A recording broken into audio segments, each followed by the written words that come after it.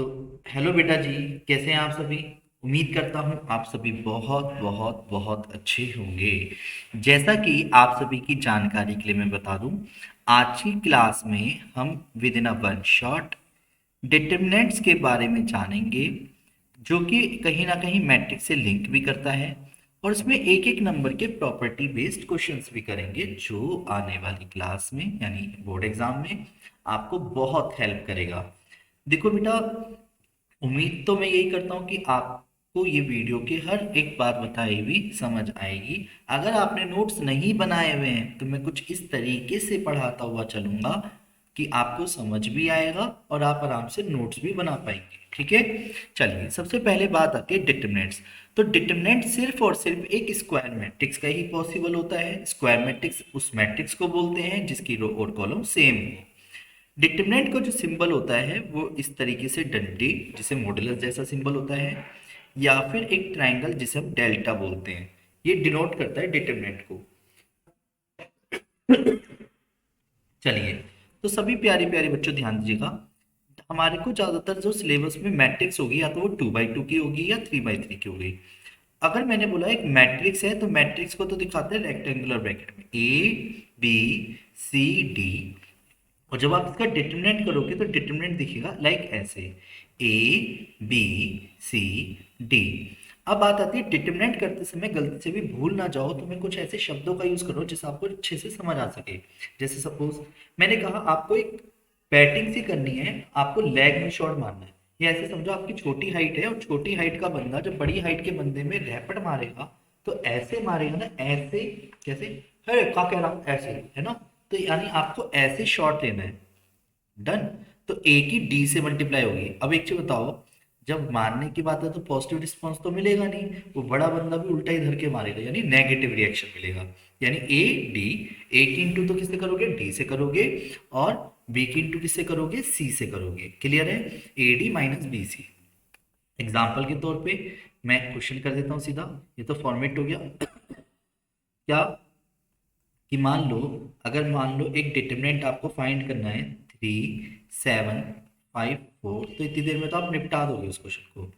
4 3 12, 7 5 35, तो at the end answer क्या आ गया आपका, 5 में से 2 गए 3, 3 में से 1 गए 2, माइनस के 23। यानी इससे एक चीज समझ आई कि जो डिटरमिनेंट होता है वो नेगेटिव का भी हो सकता है और पॉजिटिव का भी हो सकता है। क्लियर है बोलो हाँ। ओके, नेक्स्ट अगले पे आते हैं। दूसरा, 3x3 की मैट्रिक्स की अगर बात करी जाए, तो मैं डिटरमिनेंट फॉर्मेट में लिख रहा हूँ डायरेक्ट। अब डिटरमिनेंट फॉर्मेट से मतलब इस तरीके से डंडों में, रेक्टेंगुलर ब्रैकेट नहीं, ठीक है। ABCDEFGHI। अब सुनो, अब डिटरमिनेंट में कोफैक्टर्स की वजह से हम जो है डिटरमिनेंट जब करते हैं तो पहली रो को लेके जब करते हैं तो ये वाला जो प्लेस होता है वो ऑड प्लेसेस होता है। तो हमेशा याद रखना, ज्यादातर आप हैबिचुअल होते हो पहली रो को लेके एक्सपेंड करने में। तो उसी को जब लेके एक्सपेंड करो तो पहले ए लिखो। जब आप ए लिखोगे तो उसकी रो और कॉलम सब छिपा दोगे। क्या करोगे, रो और कॉलम सब छिपा दोगे। तो रो और कॉलम छिपाने में क्या आएगा, EFHI माइनस के बी लिखा, तो बी क्या आएगा, मेरी रो मेरा कॉलम। बस इसमें एक शर्त है कि जब भी बी को लिखोगे तो हमेशा नेगेटिव साइन के साथ। किसके साथ, नेगेटिव साइन के साथ। तो DFGI, यानी जिस भी प्लेस की बात आ रही है उसकी रो और कॉलम सब छिपा देना। फिर सी लिखेंगे तो सी के अकॉर्डिंग क्या आएगा, डी आएगा, ई आएगा, जी आएगा और एच आएगा। क्लियर है। अब बात आती है सर डिटरमिनेंट कैसे करना है, वो तो भी हमने ताजा ताजा सीखा।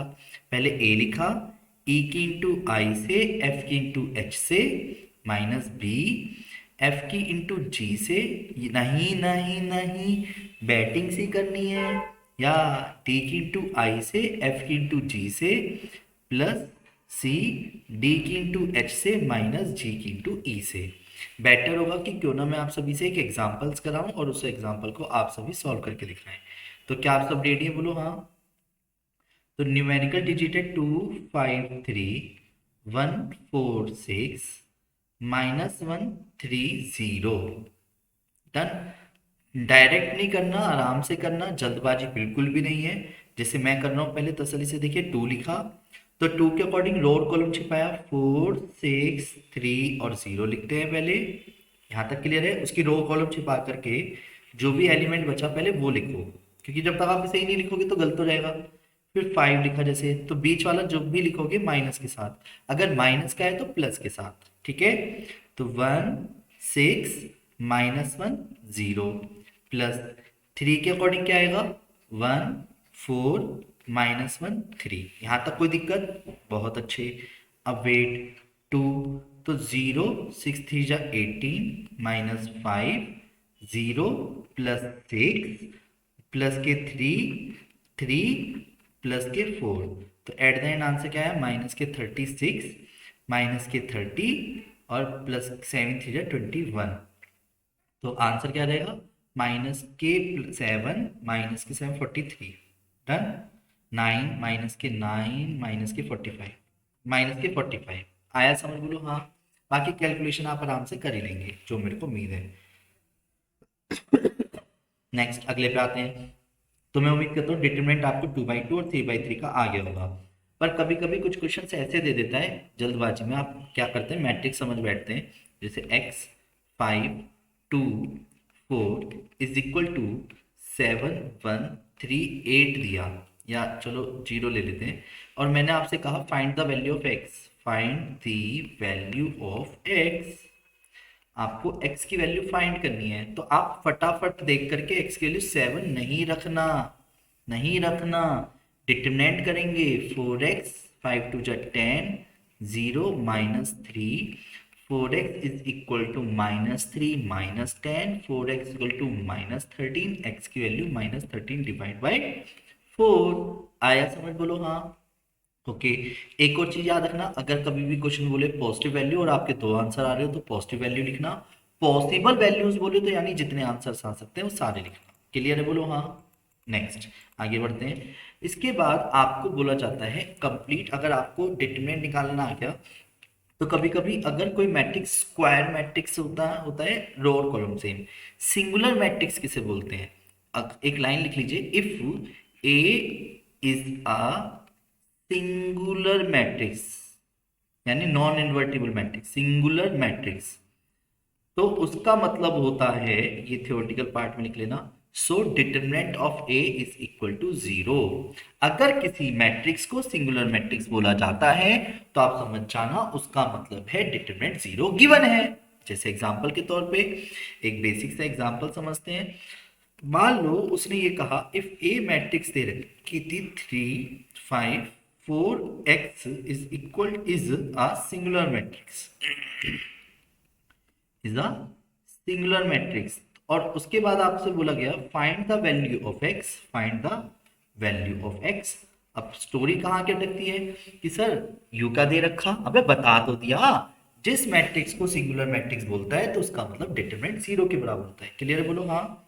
तो यानी कि अकॉर्डिंग टू क्वेश्चन डिटरमिनेंट किसके बराबर रखेंगे, 0 के। तो डिटरमिनेंट कैसे करते हैं, 3 5 4 x का जब मैं डिटरमिनेंट करूंगा तो पहले 3 की इंटू एक्स है, -5 4 जो 20 इज इक्वल टू 0, तो x की वैल्यू क्या आ गई 20 डिवाइड बाई 3। आया समझ, बोलो हाँ। ठीक है जी। नेक्स्ट अगले स्टेप पे आते हैं। ये तो गई बच्चों वाली बातें। अब कुछ एक कॉन्सेप्ट है एरिया ऑफ ट्रायंगल से रिलेटेड, ध्यान से समझना। अगर आपको a x1 y1 b x2 y2 and c x3 y3 are the vertices of triangle, are the vertices बोलो vertices of a triangle ABC given हो, ठीक है। देन और आपसे फाइंड करना हो क्या, area of triangle, area of triangle ABC। तो एरिया ऑफ ट्राइंगल ABC का एक फॉर्मूला है, हाफ लिखना, x1 y1 लिखना, x2 y2 लिखना, x3 y3 लिखना, और यहाँ पे तीसरे कॉलम को 1 1 1 से फिल कर देना। क्लियर। अगर किसी भी क्वेश्चन में आपको एरिया निकालना है तो जो तीन कोऑर्डिनेट्स आपको गिवन दे तो आप पहले पॉइंट्स को प्लॉट करके राइट हैंड साइड पे 1 1 1 लिख लेना। क्लियर। पर अगर A B and C collinear बोले या शो करना हो तो कोलिनियर का मतलब होता है एक ही लाइन के ऊपर सभी पॉइंट्स। तो उसका मतलब हो जाएगा कि आप समझ जाना, एरिया ऑफ ट्रायंगल या तो जीरो के बराबर रखना है या शो करना। शो करने के केस में शो कर देना और यूज करने के केस में यूज कर लेना। क्लियर है, बोलो हाँ। अब बात आती है सर क्वेश्चंस कैसे होंगे। तो मैं 3 से 4 क्वेश्चन आपके सामने प्रस्तुत करूंगा, तसल्ली से समझना। रेडी, बोलो हाँ। देखिए, तो पहला क्वेश्चन है, मान लो उसने कहा find the area of triangle A B, find the area of triangle A B C, of triangle A B C whose vertices are, whose vertices are a 3 comma 2, b minus 1 comma 4 and c 5 comma 1। Done. तो सबसे पहले आप formula लगाओगे, area of triangle A B C. समय की नज़ाकत को ध्यान में रखते हुए मैं फॉर्मूला ना लिख के सीधा फॉर्मेट तैयार कर रहा हूँ। 3 लिखो, 2 लिखो जो पॉइंट्स दे, फिर -1 4 5 और 1। क्या आएगा यहाँ पे? 1 1 1। ये क्लियर है, बोलो हाँ। बोलो हाँ। बोलो हाँ हाँ हाँ हाँ। अब वेट हाफ। तो डिटरमिनेंट, अब अगर आप कहो तो जब भी कोई क्वेश्चन करा करो तो ब्रैकेट लगा लगा के करा करो। जब भी कोई क्वेश्चन करो तो ब्रैकेट लगा लगा के करा करो। तो यानी कि 3 जब लिखूंगा तो 4 1 जा 4 -1, बीच वाला माइनस के साथ तो इंटू करा, -1 -5 +1 और माइनस के 1 माइनस के 20। एक गलती याद रखना, पूरा क्वेश्चन बिगड़ जाएगा। सही है, मैं करते समय हर बात को ध्यान में रखते चलो। हाफ लिखना कई बच्चे भूल जाते हैं, तो आपको नहीं भूलना है। पहले अंदर का ब्रैकेट सॉल्व करना, फिर इंटू करना 9। पहले आएगा -6 जो कि +12 हो जाएगा, और -21। एक बात का ध्यान रखना, एरिया कभी भी नेगेटिव नहीं होता। यहाँ पे 21 -21 यानी 0 आ गया, तो इसका मतलब स्क्वायर यूनिट वर्ड भी लिख लेना। पर हालांकि यहाँ पे आंसर आया नहीं है, तो जिसकी वजह से मैं ये भी कह सकता हूँ, so A B and C also collinear भी है, आर कॉलिनियर भी है। अगर कॉलिनियर शो करने के लिए बोलता तो तब भी मैं यही करता, एरिया निकालता 0 आता। एरिया निकालना आ गया, नेगेटिव आता तो मैं नेगेटिव साइन को नेगलेक्ट करने के लिए अलग से एक लाइन लिखता, area can not be negative. मान लो -15 आया तो मैं अलग से लिख देता, area of triangle ABC 15 square unit positive में, क्योंकि area can not be negative sign. Clear है, बोलो हाँ। ठीक है। दूसरा, मिसिंग वैल्यू दे, अपोजिट आंसर निकालना हो, तो उसमें कई बच्चे गलती करते हैं। वो क्या करते हैं बताता हूँ, डायरेक्ट लिखता हूँ। मान लो आपको एरिया ऑफ ट्रायंगल तो गिवन दिया है, area of triangle A B C suppose is 5 square unit आपको गिवन दिया। क्या? 5 स्क्वायर यूनिट, ये आपको ऑलरेडी गिवन दिया है। एंड साथ में ए 3,1, बी -1,2 एंड सी k,4, ये आपको वैल्यू दी है। डन। और आपको क्या करना है, फाइंड द वैल्यू ऑफ के, फाइंड द वैल्यू ऑफ के। अलग से उसने ए बी एंड सी की वर्टाइज ऑफ अ ट्राइंगल भी दे दिए, एरिया ऑफ ट्राइंगल भी दे दिया, के की वैल्यू आपको फाइंड करनी है। तो ऐसे में करेंगे क्या, सबसे पहले आप area of triangle A B C लिखोगे। ठीक है, हाफ 3 1 लिखा, -1 2 लिखा, के और 4 लिखा, और यहाँ पे 1 1 1। क्लियर। तो जब भी आप 5 लिखो ना, तो कई बच्चे यहीं से शुरू हो जाते हैं सॉल्व करना।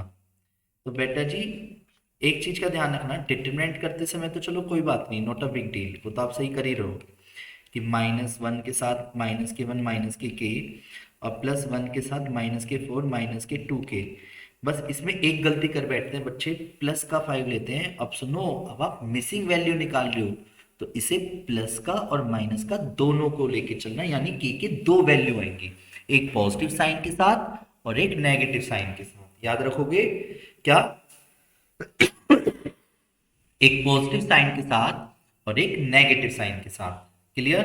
अब इसे सॉल्व करना है क्या, तो 2 को इंटू में ले आते हैं तो आंसर आ गया 10। तो फिर वही चीज आती है कि कोई छोटी सी गलती ना हो जाए, -6 आएगा, +1 +के आएगा, -4 -2 आएगा, +-10 इज इक्वल टू, तो के माइनस यहाँ पे आ गया -के और -10 -9। अब एक बार पॉजिटिव साइन, एक बार नेगेटिव साइन। क्लियर? यानी 10 इक्वल टू माइनस के माइनस 9, तो के की वैल्यू क्या आ गई -1। और एक बार जब नेगेटिव साइन लोगे तो -10 इक्वल टू माइनस के माइनस 9, तो के की वैल्यू फिर से ये तो 99 है, सॉरी, ये तो आ रहेगी माइनस के 19 पहले वाली में। ठीक है, 9 उधर जाके प्लस का हो गया और माइनस का 19 आ गया, और यहाँ पे के की वैल्यू क्या आ गई -1। क्लियर है बोलो? +1। क्लियर है बोलो? हाँ। यानी इस बात का ध्यान रखना कि आंसर पॉजिटिव नेगेटिव दोनों आ सकता है, नेगेटिव भी आ सकते हैं दोनों, पॉजिटिव भी आ सकते हैं। क्लियर? और अगर लाइन ज्वाइनिंग की बात करें तो अपनी तरफ से तीसरा पॉइंट x, y मान लेना। क्या बोला? अगर आपको 2 पॉइंट दे दे, 2, 1 एंड 5, 4 दे दे, तो तीसरा पॉइंट क्या करना, इक्वेशन ऑफ लाइन निकालने की जब भी बात करें तो x और y ले लेना, 1, 1, 1 हाफ ले लेना, और लाइन ज्वाइनिंग बोल रहा है इसलिए एरिया 0 रहेगा। जब इसको सॉल्व करोगे तो अपने आप ही एक इक्वेशन निकल के आएगी। क्या आएगी? इक्वेशन निकल के आएगी। मैं शब्दों पे फिर से बोलता हूँ, आपकी बुक में इक्वेशन ऑफ लाइन निकालने के लिए भी बोला गया है, तो आपको तीसरा पॉइंट एक्स वाई ले लेना है, बस ऐसे समझो। और लाइन है तो एरिया 0 हो गया ट्रायंगल का। डन? ठीक है। अब सुनो, minor cofactor not a big deal. वैसे एक बार समझ तो लेते हैं माइनर और कोफैक्टर कहते किसे हैं। माइनर कोफैक्टर्स, माइनर MIJ से डिनोट करते हैं, कोफैक्टर्स को AIJ से और CIJ से भी करते हैं। माइनर, अगर आपको कोफैक्टर निकालना है तो उसके लिए आपको माइनर का आना जरूरी है, जो कि -1 की power I plus J into minor होता है। क्लियर? क्या होता है? I plus J into minor होता है। अगर आपको कोफैक्टर माइनर समझ आ गया तो कोफैक्टर भी आ जाएगा। और माइनर होता क्या है, देसी लैंग्वेज में बताना चाहूंगा, जिस भी प्लेस का माइनर निकालना है, जिस भी प्लेस का माइनर बताना है, उसे ही छिपा लेंगे, उसे ही छिपा देते हैं। बात खत्म। जिस भी प्लेस का, शब्दों पे ध्यान दो, जैसे एक मैट्रिक्स है, सपोज ABCD मैट्रिक्स है, और आपको मैंने कहा -1 1, -1 2, -2 1 और -2 2। पहले तो एक चीज समझते हैं, इसको लिखने का तरीका ऐसे भी आ सकता है कभी कभी क्वेश्चन में, कि माइनर ऑफ ए बताओ, ए एलिमेंट यानी ए का माइनर, यानी इसका माइनर, पहली रो का पहला कॉलम, यानी पहली रो पहला कॉलम छिपा देंगे, तो क्या आंसर आएगा? डी। तो ऐसी पहली रो दूसरा कॉलम, तो आंसर क्या आएगा? सी। दूसरी रो पहला कॉलम है यहाँ पे, तो दूसरी रो और पहला कॉलम पे जो एलिमेंट था उसको छिपा देंगे, तो आंसर क्या आएगा? बी। यानी वो देखेंगे एलिमेंट, उसी को छिपा देंगे, और दूसरी रो का दूसरे कॉलम में ए। और कोफैक्टर क्या कहता है? कोफैक्टर कहता है जिनका सम ऑड आ रहा हो, यानी एक चीज नोटिस करो, इसका सम इवन है तो इसमें कोई चेंजेस नहीं होंगे, यानी ये माइनर के बराबर होगा, यानी डी ही होगा। माइनर के बराबर होगा पर साइन चेंज करके होगा, ये भी साइन चेंज करके होगा। अगर माइनस का होगा तो प्लस का, प्लस का होगा तो माइनस का, और ये ए। क्लियर है? हालांकि आपको पहले से पता होगा, पर फिर भी ये मान के चलता हूँ कि आपको नहीं आता था, तो कोफैक्टर्स निकालते समय इस तरीके से करेंगे। और 3/3 का तो हम अलग से प्रॉपरली सीखेंगे ये भी। क्लियर है? अब बात आती है सर इसकी जरूरत क्या पड़ती है। बेटा एक कॉन्सेप्ट आता है जिसे हम बोलते हैं एडजॉइंट ए। क्या बोलो मैंने? Adjoint A. एडजॉइंट ए निकालने के लिए दो बातें हैं, क्या, कि 2/2 की मैट्रिक्स का बोला गया है या 3/3 की मैट्रिक्स का बोला गया है। ठीक है, 2/2 की मैट्रिक्स है या 3/3, आपको जिस प्लेस का कोफैक्टर्स बोला करे पहले उसे लिखो। कोफैक्टर्स लिखते हैं, माइनर नहीं, यानी साइन चेंज करके लिखते हैं। A11, A12, A13, A21, A22, A23, A31, A32, A33, ऐसे करके ट्रांसपोज निकालेंगे, एडजॉइंट निकालेंगे, और इसी के साथ एक हेडिंग सीखेंगे हम, इसे बाय नेम बोलते हैं एडजॉइंट ऑफ ए। क्या बोलते हैं? एडजॉइंट ऑफ ए। पर इसके अंदर ना पहले मैं एक छोटी सी बात बताना चाहूंगा, एक छोटा सा क्वेश्चन है, आपको पता होना चाहिए। इसे तो लिखने का चलो तरीका हो ही गया, एडजॉइंट ऑफ ए, ये समझ आ गया? बोलो हाँ। सुनो सुनो सुनो, अभी कैसे निकालेंगे वो मैं क्लियर कर रहा हूँ, पर पहले एक मान के चलो, कभी कभी ना एक नंबर का क्वेश्चन है, बड़ा अच्छा सा है। अगर आपको दिया जाए एडजॉइंट ए की एक ऑलरेडी वो भी एक मैट्रिक्स ही होती है 5 3 1 2, और साथ में आपको बोला एडजॉइंट बी, आपको मैट्रिक्स पता है 4 0 7 और 6 लिख लेते हैं, अलग अलग नंबर लिए। और आपसे क्वेश्चन बोला गया फाइंड करना है आपको एडजॉइंट ए बी। क्या फाइंड करना है? Adjoint A B. तो ध्यान रखना, जिस तरीके से ट्रांसपोज की एक प्रॉपर्टी नहीं होती थी, पहले बाद वाले का ट्रांसपोज पहले, पहले वाले का बाद में मैट्रिक्स में, इसी तरीके से एडजॉइंट ए बी में एडजॉइंट बी की इंटू किस में हो जाएगी? एडजॉइंट ए में। किस में हो जाएगी? एडजॉइंट बी की इंटू किस में हो जाएगी? एडजॉइंट ए में। हमेशा याद रखना, बाद वाला पहले और पहला वाला बाद में रखना, ये एक मैट्रिक्स ही है। क्लियर? तो 5 3 1 2। तो जब आप डिटरमिनेंट मैट्रिक्स से मल्टीप्लाई करोगे, 5 4 जा 20 प्लस के 0, 3 4 3 जा 12 प्लस के 0, 7 5 जा 35 प्लस के 6 और 7 3 जा 21 प्लस के 6 2 जा 12। तो आंसर क्या है? 20 12 41 और 2 3 और 33। आया समझ? बोलो हाँ। और अगर आपसे कहता है एडजॉइंट बी ए निकालो, तो adjoint A into adjoint B कर देना। डन? ठीक है, नेक्स्ट आगे बढ़ते हैं।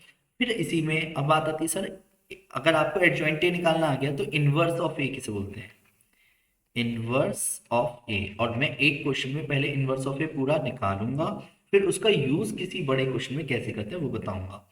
इनवर्स ऑफ ए का मतलब हो गया ए के ऊपर इनवर्स।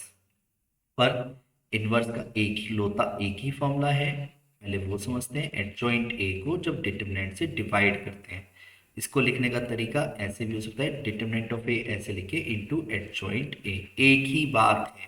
क्या बोला मैंने? एक ही बात है, कंफ्यूज मत होना। बस इसकी अपनी एक शर्त है। वो शर्त क्या है? ध्यान से समझ लीजिए। इसकी अपनी एक शर्त ये है कि डिटरमिनेंट कभी भी 0 के बराबर नहीं होना चाहिए। Determinant is not equal to 0। क्या बोला? फिर से रिपीट करना चाहूँगा। पहले मैं इसको बॉक्स में डाल देता हूँ, एक मिनट।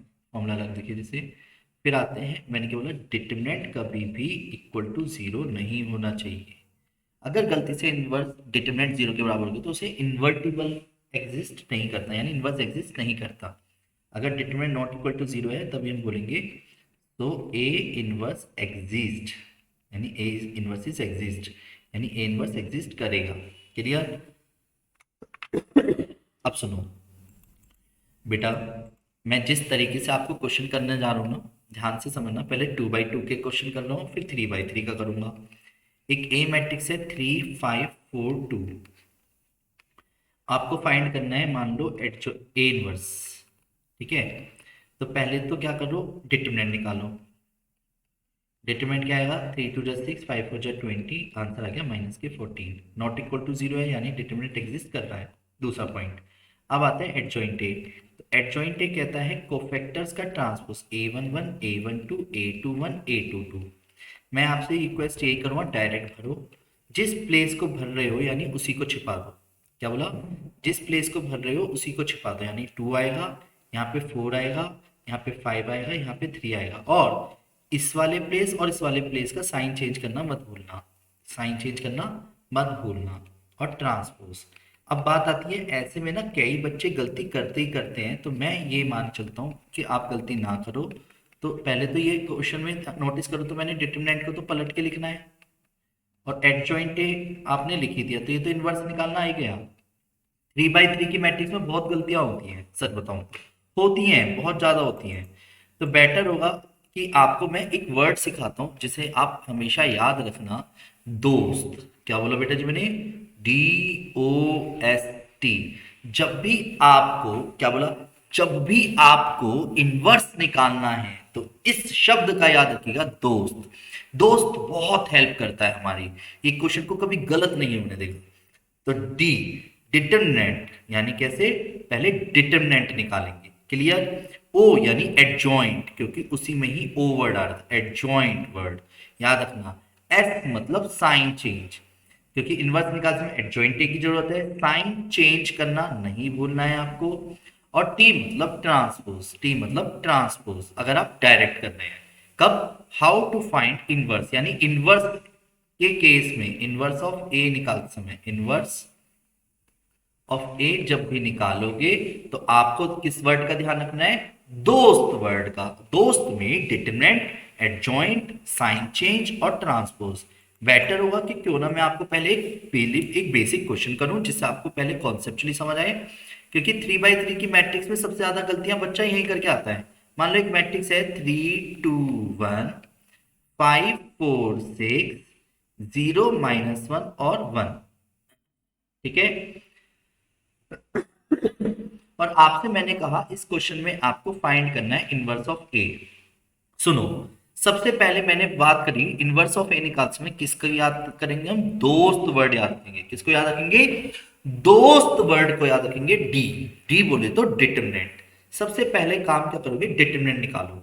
तो पहले डिटरमिनेंट डायरेक्ट निकाल दो अगर कहो तो, यस ऑफ कोर्स। 3 4 + 6 हो जाएगा, माइनस लगाएंगे 2 के साथ तो क्या आएगा 5 -0 हो जाएगा, +1। मेरे साथ साथ आप भी हाथ चलाइए, माइनस के 5 माइनस के 0, तो आंसर क्या है 10 30 हो जाएगा। माइनस के ओहो माइनस के 10 हो जाएगा, माइनस के 5 हो जाएगा, यानी 15 आया। और 15 नॉट इक्वल टू 0 आने का मतलब है कि इनवर्स एग्जिस्ट कर रहा है। ओके, अब निकालेंगे एडजॉइंट ए। सुनो सुनो सुनो, अगर आप चाहते हो क्वेश्चन कभी भी 3 by 3 की मैट्रिक्स का गलत ना हो, एडजॉइंट ए यानी एडजॉइंट निकालेंगे तो साइन चेंज।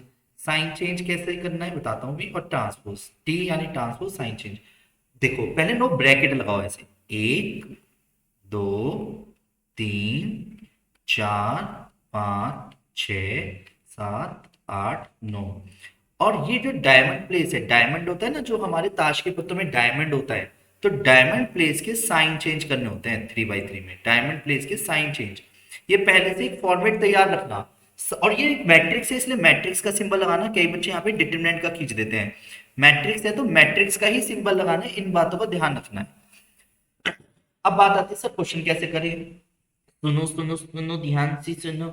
सबसे पहले आपको क्या करना होता है, आपको जिस भी प्लेस को आपको फिल करना है, जिस भी प्लेस को आपको फिल करना है उसी पे हाथ रखना है, उसकी रो और कॉलम सब छिपा देनी है। जैसे ही आप रो और कॉलम छिपाओगे तो आप आराम से डिटरमिनेंट कर पाओगे।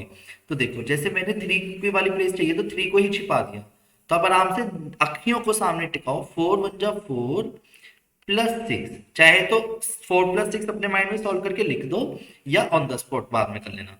अब 2 इस वाले प्लेस को भर रहा हूं, यानी पहली रो का दूसरा कॉलम, तो पहली रो का दूसरा कॉलम छिपा दिया यानी 2 छिपा दिया। जो कि जिसको जिसको भर रहा हूं यानी उसी की रो कॉलम छिपा दो। अब आप उसके एलिमेंट से भी मतलब नहीं है आपको। 5 -0, इसी तरीके से क्या आएगा -5 -0। ऐसे ही 5 के अकॉर्डिंग क्या आएगा 2 +1। एक गलती पूरा क्वेश्चन बिगाड़ देगा, ध्यान रखना। मैं आराम आराम से इसलिए कर रहा हूं। 2 +1, फिर 4 के अकॉर्डिंग क्या आएगा 3 -0, और क्या आएगा -3 -0। डन। फिर 12 -4, ठीक है। फिर क्या आएगा बीच वाले 6 से 18 -5, 6 से 18 -5, और लास्ट वाले वन के अकॉर्डिंग 12 -10। ये क्लियर है, बोलो हाँ। अब आराम से तसल्ली से साइन चेंज कर करा के तसल्ली से पहले ब्रैकेट के अंदर का मामला सॉल्व करना, फिर बाहर इंटू करना। तो यार आएगा 10 -5 -5 -3, अंदर सॉल्व करके फिर बाहर से मल्टीप्लाई करना। ये प्लस के 3, ये 8, कितना आएगा 13 माइनस के, और ये 2। जैसे ही मैं इसका ट्रांसपोज करूँ मतलब जॉइंट एक निकालूंगा एग्जैक्ट जो आंसर एट द एंड है, तो वो क्या रहेगा 10 -5 -5 -3 3 3। एक ट्रांसपोज करना मत भूलना, ये ट्रांसपोज जैसे कर दो तो सिंबल हटा देना ट्रांसपोज का। क्लियर, बोलो हाँ। बोलो ना हाँ। आया आया आया। और ए इनवर्स का फॉर्मूला होता है एडजॉइंट ए को डिटरमिनेंट से डिवाइड करना। तो डिटरमिनेंट क्या आ गया हमारा क्वेश्चन में 15। इसको बस ऐसे पलट के यहाँ रखना, डिवाइड में नहीं लिखना होल के, बस ऐसे लिखना होता है। आया समझ। तो ये तो हमारा फटाफट हम आराम से तसल्ली से कर सकते हैं। अगर आप चाहते हो पेपर में एक भी गलती नहीं करना, तो मैं ये मान के चल रहा हूँ कि आप बिल्कुल बेवकूफ हो, आपको कुछ भी नहीं आता। इसलिए बहुत तसल्ली से 3 by 3 की मैट्रिक्स की इक्वेशन को कैसे सॉल्व करते हैं बहुत सिस्टमेटिकली देखना। ऐसे क्वेश्चन में आपको मल्टीप्लिकेशन भी सीखना आएगा, एडिशन करना भी आएगा, इक्वल वाला भी आएगा, वो तो बहुत सारे कॉन्सेप्ट्स आएंगे अकेले क्वेश्चन में। एक काम करते हैं, आपकी बुक के एनसीईआरटी की बुक का एक उठा लेते हैं, क्वेश्चन नंबर 15 ए इनवर्स निकालना पहले, फिर इक्वेशन दे रखी है। तो इक्वेशन क्या दे रखी है पहले वो लिखते हैं, 2x minus 3y, 2x minus 3y plus 5z is equal to 11। ठीक है, 3x plus 2y, 3x plus 2y minus 4z is equal to -5। भाई साहब ऐसे क्वेश्चन में तो एक चीज बहुत मेन है, क्वेश्चन ही गलत उतार लिया तो वैसे ही सारा गलत है। x plus y minus 2z, x plus y minus 2z is equal to -3। एक बार चेक कर लेते हैं, 11 minus y minus 3, 2 minus 3 5, 3 plus 2 -4 और क्योंकि 5 नंबर का क्वेश्चन आना और एक बार क्वेश्चन बिगड़े पीछे संभाल नहीं पाओगे, ध्यान रखना। बहुत बच्चे गलती करते हैं, फ्री के नंबर होते हैं, एक एक नंबर पे ज़्यादा फोकस करने की बजाय ऐसे क्वेश्चनों को करने पे ज़्यादा फोकस करें। रेडी, देखो जब भी आपको 3 इक्वेशन दें तो आपको सॉल्व करते समय बाय मैट्रिक्स मेथड बोलते हैं, जो मैं सिखा रहा हूँ आपको। ए मैट्रिक्स चाटेंगे जो कि हमेशा होती है एक्स वाई जेड के कोफिशिएंट, यानी 2 -3 5 3 2 -4 और 1 1 -2। क्लियर है? फिर साथ में एक एक्स मैट्रिक्स, एक्स मैट्रिक्स होगी हमेशा x y z, x y z. और साथ में बी मैट्रिक्स होगी हमारी कौन सी, 11 माइनस के 5 और माइनस के 3। ये क्लियर है? बोलो हाँ। अब आपको क्या फाइंड करना है, अगर देखा जाए तो पहले तो इस फॉर्मेशन को आप लिख कैसे सकते हो, इसका मतलब हो गया ए की एक्स में मल्टीप्लाई करके बी के बराबर आया होगा। अब जो बात मैं अभी सिखाने जा रहा हूं, मैं अभी इस क्वेश्चन को कंप्लीट होने के बाद ये वाली बात दोबारा बताऊंगा, पहले इस बात को समझिएगा। जब किसी मैट्रिक्स को लेफ्ट हैंड साइड से राइट हैंड साइड ले जाना होता है तो उसी मैट्रिक्स के इनवर्स से मल्टीप्लाई करके ले जाते हैं। तो मैंने क्या करा, ए इनवर्स से मल्टीप्लाई कर दी। क्लियर? तो इससे क्या होता है, ये आइडेंटिटी बन जाएगा, क्योंकि ए इनवर्स से आइडेंटिटी होता है, क्योंकि वो उसका उल्टा हो गया। और आइडेंटिटी किसी भी मैट्रिक्स के साथ मल्टीप्लाई करने पे फर्क नहीं पड़ता, यानी किसी भी मैट्रिक्स में एक्स को जब भी निकालना होगा तो वो किसके बराबर होगा, ए इनवर्स के।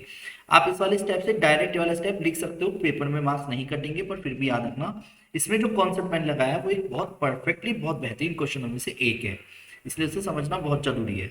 तो जैसे क्या हो गया, x is equal to A inverse भी चाहिए, यानी सारा खेल शुरू होता है हमारा ए इनवर्स के साथ। अब बात आती है सर ये ए इनवर्स क्या है, तो बेटा ए इनवर्स का आपको फॉर्मूला पता होना चाहिए। ए इनवर्स का फॉर्मूला होता है डिटरमिनेंट से डिवाइड करके एडजॉइंट को।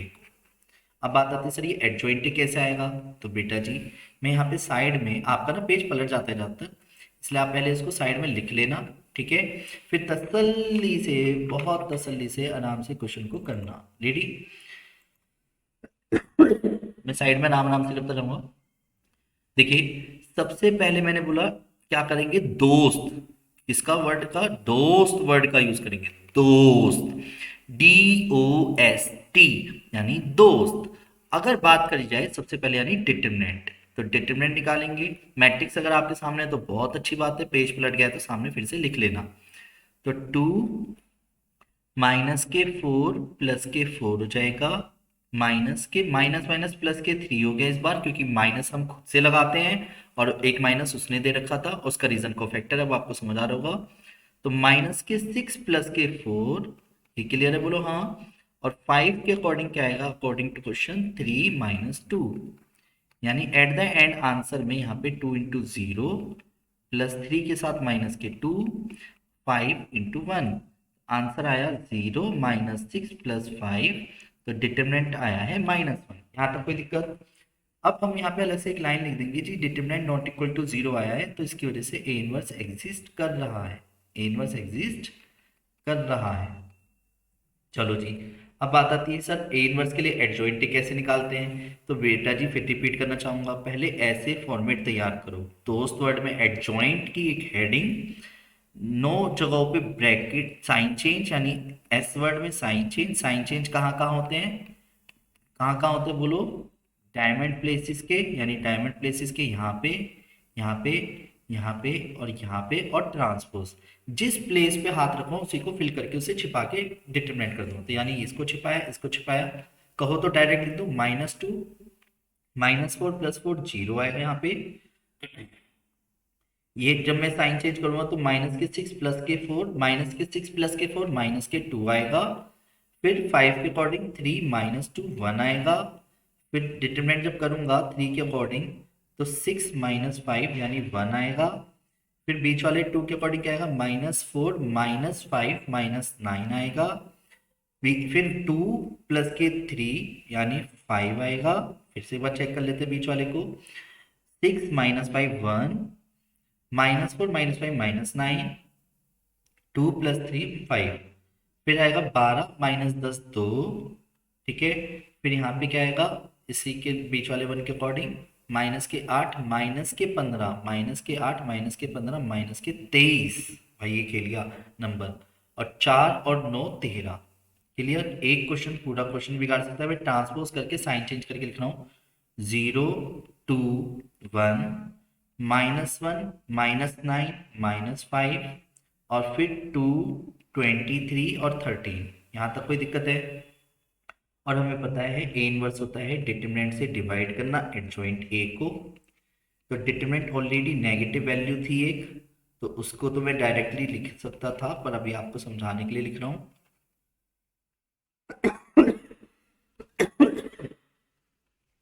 ये समझ आया बोलो हाँ। ठीक है। अब इसी में अब हमें चाहिए था क्या, according to question x matrix. X matrix तो मैं माइनस की मल्टीप्लाई कर दिया, ठीक है, याद रखना। तो जैसे कि मुझे एक्स मैट्रिक्स चाहिए, तो एक्स मैट्रिक्स होती है ए इनवर्स बी के बराबर। तो अब हमने क्या करा, ए इनवर्स हमने निकाल रखा है, बी भी हमारे सामने है। तो हम क्या करेंगे, ए इनवर्स को रख देंगे यहाँ पे। क्या आएगा, 0 1 -2 -2 9 और -23। मतलब मैंने माइनस की इंटू कर दिया, पर आपको अगर कोई कांस्टेंट हो ना बाहर पड़े रहने देना। ठीक है। -1 5 और -13। क्लियर। और जो बी मैट्रिक्स थी उसको लिख लेते हैं। बी मैट्रिक्स थी 11 -5 -3 11 -5 -3। अब आएगा मजा, देखो बेटा, डिटरमिनेंट करते करते हमारा माइंड ये कहने लगता है हर जगह माइनस माइनस आएगा। नहीं बेटा, अब हम दो मैट्रिक्स की मल्टीप्लाई कर रहे हैं और मल्टीप्लाई करते समय बीच में खुद से लगाते हैं प्लस। खुद से लगाती हैं प्लस, तो यानी क्या आएगा, 0। फिर से रिपीट करते हैं। 0 × 11 0, बीच में प्लस, -5 बीच में प्लस, -6। ये क्लियर बोलो हाँ। फिर -22 बीच में प्लस, 9 5 या 45 बीच में प्लस, और 3 3 या 9 -69। ये क्लियर बोलो हाँ। डन। अब वेट, तो -11 प्लस -25 प्लस और 39। एट द एंड आंसर आया है -11। और 69 में से 67 गए, 4 तो 2 आ गए ये, और -39 और 25 और ये 11। 25 और 11 कितने गए, 6 36, तो ये आ गया 3। ये क्लियर बोलो हाँ। कुछ गलती तो नहीं करी है। ये प्लस के 6 आएगा, प्लस के 6 आएगा तो ये आएगा 1। ठीक है। एक गलती पूरा क्वेश्चन बिगड़ सकता था, ध्यान रखना, बहुत पेशेंस रखना। पर अब यार सर, इतना बड़ा क्वेश्चन करने के बाद हमें कैसे पता चलेगा कि हमने सही करा है गलत करा है? तो बेटा, एक्स की वैल्यू, वाई की वैल्यू और जेड की वैल्यू जो आया करे ना, एक्स वाई जेड की वैल्यू, वो इस इक्वेशन में रख के देखा करो। जैसे मेरी एक्स की वैल्यू आई है 1 2 3, तो मैं यहाँ पे रख के देख लूंगा। तो एक्स की जगह 1 रखा है ना, वाई की जगह 2 रखा, जेड की जगह 3 रखा। अब क्या आना चाहिए, तो देखते हैं। 2 -6 5 3 15 = 11, 15 और 2 17 -6 11। वो बेटे जी 11/11 11 = 11, यानी हमने आंसर सही करा है। आया समझ, बोलो हाँ। जल्दी बोलो, ये कैसे डिटरमिनेट करते हैं, ये बात आपको क्लियर होगी? बोलो हाँ। Okay great. अब सुनो, पहले कुछ प्रॉपर्टीज का यूज करते हैं। पहले बेसिक से बेसिक है, ध्यान से समझना।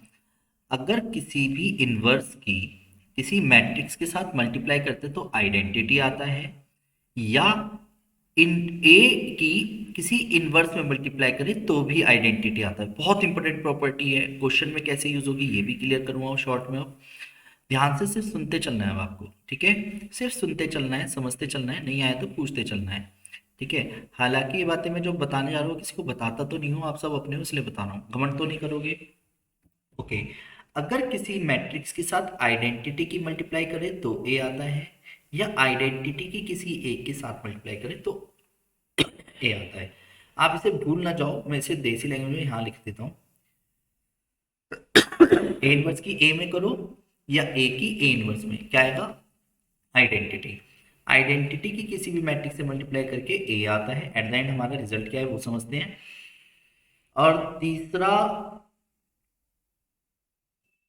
ये तो क्लियर हो ही गया आइडेंटिटी की ए से, ए की आइडेंटिटी से, ये भी क्लियर है। ए बी का जो होल का इनवर्स होता है वो बी इनवर्स ए इनवर्स के बराबर होता है। इसका भी यूज क्वेश्चन में हो सकता है, ध्यान रखना। क्लियर है? इसका भी यूज क्वेश्चनों में हो सकता है। तो सबसे पहले एक ऐसे कभी कभी ना ऐसे क्वेश्चन देगा आपको, जैसे मान लो कोई एक ए मैट्रिक्स है 3 5 4 7। चलो इससे रिलेटेड ना एक क्वेश्चन पहले मैं आपको अपनी आप ही की अपनी बुक का दिखाता हूँ। उससे पहले देखना समझना और नहीं आया तो पूछना। रेडी? देखो, जैसे कुछ क्वेश्चंस हैं मिसलिनियस से रिलेटेड, देखते हैं। बता दो, बहुत बेहतरीन क्वेश्चन है, काफी अच्छे क्वेश्चन रहते हैं, हिट लिस्ट में रहते हैं और ज्यादातर बच्चे बहुत गलतियां करके आते हैं उस क्वेश्चन में। देखो मैं बताना चाहूंगा, सी एक्सरसाइज से रिलेटेड देखते हैं, वो पांचवी फिफ्थ एक्सरसाइज। आजा बेटा, देखो जैसे ये क्वेश्चन दिख रहा है आपको, छोटा क्वेश्चन लेते हैं, ज्यादा बड़ा नहीं लेते। हाँ ये रहा। जैसे एक क्वेश्चन दिख रहा है आपको, उसे कहा एक ए मैट्रिक्स है, यहाँ पे तो यहाँ पे डिजिट्स मिसिंग है, कोई दिक्कत नहीं। ए मैट्रिक्स है और आपको ये क्या है, उस पहले शो करना है। शो करने के बाद इनवर्स फाइंड करना है। अब इनवर्स कैसे फाइंड करते हैं, ये क्वेश्चन जब हैंस वर्ड आ जाए ना, हैंस, तो इसका मतलब होता है इसका यूज करके, इसका यूज करके, इस इक्वेशन का यूज करके निकालेंगे। आप डायरेक्ट इनवर्स नहीं निकाल सकते, नंबर कट जाएंगे। ठीक है, डायरेक्ट नहीं निकाल सकते, तो बताता हूँ कैसे करेंगे। तो सबसे पहले आप क्या करना, ए मैट्रिक्स लिखी, मान लो जो उसने दिया 5 3 2 1 दिया समथिंग, और पहले उसने शो दैट बोला, या उसने कहा इसका यूज करके, use of this equation, use it, then find inverse. जैसे ए क्या दिया, A square -5a + 7 identity is equal to 0। तो आप शो तो कर ही दोगे, जैसे ये तो मेरा माना हुआ क्वेश्चन है तो शो तो होने से ना, पर फिर भी इसे समझते हैं। अब आपको उसने बोला hence A inverse, hence find A inverse, तो ए इनवर्स कैसे निकालते हैं वो समझते हैं आप। बेटा मल्टीप्लाई करनी है आपको, क्या करनी है, multiply by A inverse on both side. Clear है? जैसी आप ए इनवर्स से मल्टीप्लाई करोगे, ठीक है, तो क्या आएगा, ए इनवर्स ए, और यहां पे भी ए इनवर्स आइडेंटिटी। एक चीज और मैं यहाँ पे यही बताना चाह रहा था कि ए इनवर्स की भी आइडेंटिटी से मल्टीप्लाई, या आइडेंटिटी की भी ए इनवर्स ही होता है। क्यों? क्योंकि ए इनवर्स भी तो एक मैट्रिक्स ही होती है ना, इस बात को भूल तो नहीं जाओगे। ठीक है, तो ध्यान से सुनिए कॉन्सेप्चुअली, क्या कि अगर ए इनवर्स ए स्क्वायर को ए 2 बार लिख दिया, ए इनवर्स ए क्या हो गया, आइडेंटिटी। अगर आइडेंटिटी किसी कांस्टेंट के साथ हो तो गायब नहीं करनी, ये 0 ही रहेगा प्लस के साथ। अब मुझे ये आइडेंटिटी हो गया ए, 5 आइडेंटिटी, 7 ए इनवर्स, तो यहाँ पे हो गया a -5a + 7a inverse is equal to 0। तो 7a inverse is equal to आ जाएगा 5 आइडेंटिटी माइनस a। अब आप एक चीज बताओ, 5 की 1001 में मल्टीप्लाई करोगे, ए की जगह ए मैट्रिक्स जो दे रखे 5321 लिखोगे, कैलकुलेशन करके एक मैट्रिक्स आएगी, जो भी मैट्रिक्स आएगी यहाँ पे बस उसको 7 से यहाँ पे डिवाइड में लिखना है, इसका आंसर आ जाएगा, यानी ए इनवर्स। जिसमें कि हमने इस बार ए इनवर्स निकालने के लिए ना एडजॉइंट ए निकाला ना डिटरमिनेंट निकाला, पर इक्वेशन का यूज करके निकाला है। ये समझ आया? बोलो हाँ। ठीक है, वेरी वेरी गुड, बहुत बहुत अच्छी बात है, ये तो बहुत ही अच्छी बात है। अच्छा एक फॉर्मूला और, आप ध्यान से सुनते चलना। एडजॉइंट ए का अगर होल का डिटरमिनेंट निकालना पड़े, ये कुछ प्रॉपर्टीज हैं अब आपको याद रखनी पड़ेगी। डिटरमिनेंट ए की पावर n-1 होता है। फिर से समझना, अगर ऐसे ही छोटी छोटी आपको क्वेश्चनों के साथ वीडियो चाहिए हो, अगर आपको कन्फ्यूज करे तो एबी स्मार्ट स्टडी वाले चैनल पे मैट्रिक्स और डिटरमिनेंट की वीडियो डाल रखे मैंने, उसमें मिल जाएंगे आपको लास्ट में एक एक नंबर के बेहतरीन क्वेश्चंस। ठीक है, तो मान लो अगर आपको क्वेश्चन में डिटरमिनेंट ऑफ ए दे रखा है 5, एंड ऑर्डर दे रखा है 3/3। एन का मतलब ऑर्डर है, एन का मतलब ऑर्डर है। और फाइंड करना है आपको किसी भी क्वेश्चन में एडजॉइंट ए का होल का डिटरमिनेंट। क्या फाइंड करना है? एडजॉइंट ए का होल का डिटरमिनेंट फाइंड करना है। तो आप कैसे करोगे? एडजॉइंट ए का होल का डिटरमिनेंट किसके बराबर रहेगा? डिटरमिनेंट ऑफ ए की पावर n-1। अभी मैंने ताजा ताजा बताया डिटरमिनेंट ऑफ ए क्या है हमारा, ये तो अभी आता नहीं, मान लो n का मतलब 3 है, बस ये ध्यान रखना। तो डिटरमिनेंट ऑफ ए के स्क्वायर के हो गया, जिसका मतलब 5 का स्क्वायर, यानी आंसर क्या रहेगा? 25। क्लियर है? बोलो हाँ। एडजॉइंट ए का होल का डिटरमिनेंट हमेशा याद रखना किसके बराबर होता है? डिटरमिनेंट ऑफ ए की पावर n-1। क्लियर है? एडजॉइंट ए का होल का डिटरमिनेंट डायरेक्ट किसके बराबर होता है? डिटरमिनेंट ऑफ ए की पावर n-1। इसी तरीके से दूसरा क्वेश्चन मान लो, अगर किसी क्वेश्चन में ऐसे ही दे दे एडजॉइंट ए का होल का डिटरमिनेंट आपको दे दिया, ऑर्डर 3/3 दे दिया, और फाइंड करना है आपको ट्रांसपोज ए का डिटरमिनेंट। तो पहले तो आपको एक चीज ध्यान रखनी पड़ेगी, क्या? ट्रांसपोज ए का डिटरमिनेंट का मतलब हो गया डिटरमिनेंट ऑफ ए और नॉर्मल डिटरमिनेंट हमेशा बराबर होते हैं, ये भी एक प्रॉपर्टी की तरह यूज होता है। अब वेट, पहले तो इसे समझते हैं कि सर एडजॉइंट ए का डिटरमिनेंट अभी बताया ताजा ताजा डिटरमिनेंट ऑफ ए की पावर n-1 है। ये तो चलो 64 हो गया, डिटरमिनेंट ऑफ ए हमें नहीं पता, यहाँ पे 3-1 हो गया। तो 64 इज इक्वल टू क्या रहेगा? डिटरमिनेंट ऑफ ए की पावर 2। और डिटरमिनेंट ऑफ ए जो आएगा वो +-8 आ गया। पर वी नो दैट, कि हम जानते हैं क्या, कि ट्रांसपोज ए का डिटरमिनेंट नॉर्मल डिटरमिनेंट के बराबर होता है, जिसकी वजह से ट्रांसपोज का जो डिटरमिनेंट है वो +-8 हो जाएगा। ये क्लियर है? बोलो हाँ। ठीक है जी। तीसरी प्रोबेबिलिटी बहुत इंपॉर्टेंट है भाई साहब, वो तो बहुत ही इंपॉर्टेंट है। इसे तो स्पेशली मैं बड़ो बड़ो बीचों बीच लिखना चाहूंगा, ध्यान से समझना। क्या? बहुत ही इंपॉर्टेंट है। क्या? कि अगर कोई कांस्टेंट किसी डिटरमिनेंट में से बाहर निकालना हो तो के n टाइम्स बाहर आता है, तब जाके डिटरमिनेंट ऑफ ए बचता है। याद रखोगे? जैसे एग्जांपल के तौर पे मान लो मैंने आपसे कहा डिटरमिनेंट ऑफ ए तो हमारे को पता है 5 है, एंड ऑर्डर दे रखा है हमारे को क्वेश्चन में 3/3 का, और आपको क्वेश्चन में फाइंड करना है 2a का होल का डिटरमिनेंट। अब जब 2a का होल का डिटरमिनेंट फाइंड करना है, तो जब किसी कांस्टेंट को डिटरमिनेंट के बाहर करते हैं ना, तो बस इसको याद रखो 2 की पावर 3 हो जाएगा, यानी 2 की पावर n, यानी n टाइम्स बाहर आता है ये। और 2 कांस्टेंट, कांस्टेंट कह रहा हूं, कांस्टेंट जब भी किसी मैट्रिक्स में से बाहर आएगा तो n टाइम्स बाहर आएगा, यानी 2 की पावर क्या हो जाएगा? 3 हो जाएगा, तब जाके डिटरमिनेंट ऑफ a बचेगा। 8 इंटू 5 आंसर हो जाएगा 40। ये समझ आया? बोलो हाँ।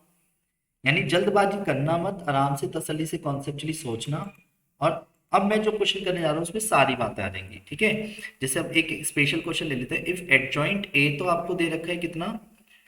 225, ऑर्डर दे रखा है 3/3, और फाइंड करनी है आपको ए ट्रांसपोज 4a का ट्रांसपोज का डिटरमिनेंट। डन।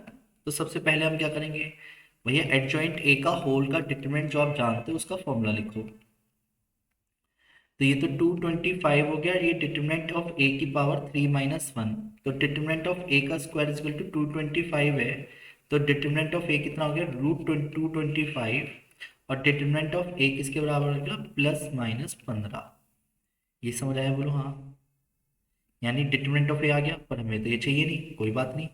उसने चाहिए, हमें जो चाहिए पहले वो समझते हैं।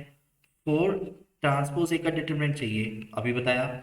जब कोई कांस्टेंट बाहर लाते हैं तो वो n टाइम्स बाहर आएगा, तो यानी ये 3n टाइम्स बाहर आएगा, तब जाके ट्रांसपोज ए का डिटरमिनेंट बचेगा। पर अभी वेट, 4 जब कितने टाइम्स बाहर आएगा? यानी 3 टाइम्स बाहर आएगा। और ट्रांसपोज ए के डिटरमिनेंट को नॉर्मल डिटरमिनेंट भी कहा जाता है। तो यानी 64 की इंटू +-15 से कर देंगे, और जो भी आंसर आएगा वो आपका कंप्लीट है। यानी प्लस माइनस के साथ ही लिखेंगे डिटरमिनेंट, क्योंकि कोई मॉडुलस नहीं है, जो भी आंसर आएगा वो कर लोगे। बोलो हाँ। उम्मीद करता हूँ यहाँ तक के सभी कॉन्सेप्ट्स आपको समझ आ गए होंगे। मैं क्षमा चाहूंगा अगर कोई कॉन्सेप्ट्स आपके रह भी गए हैं, क्योंकि देखो कभी कभी कुछ ऐसी चीजें हमारे को स्किप करनी पड़ती हैं, पर ये शॉर्ट में आपको काफी सारी बातों को रिकॉल कराने में ये वीडियो बहुत हेल्प करेगी। अगर ये वीडियो आपको पसंद आई हो, कॉन्सेप्ट समझ आए हो, तो 9891390139 पर आप मेरे को मैसेज करके अपने डाउट्स की लिस्ट भेज सकते हैं। दूसरा, लर्नोविट वाले चैनल पे या तो वीडियो मिलेगी आपको, या फिर ए वी स्मार्ट स्टडी वाले चैनल पे आपको सॉल्यूशंस की वीडियो मिल जाया करेगी, डीप नॉलेज अगर आपको चाहिए। और अगर वीडियो पसंद आती है तो अपने दोस्तों के साथ इन वीडियोस को जरूर शेयर कर लिया कीजिए, जिससे आपको और आपके दोस्तों को हेल्प मिल सके। ठीक है, बाकी ये नंबर आपके पास है, आप इस पे मेरे को कांटेक्ट कर सकते हैं। ठीक है बेटा।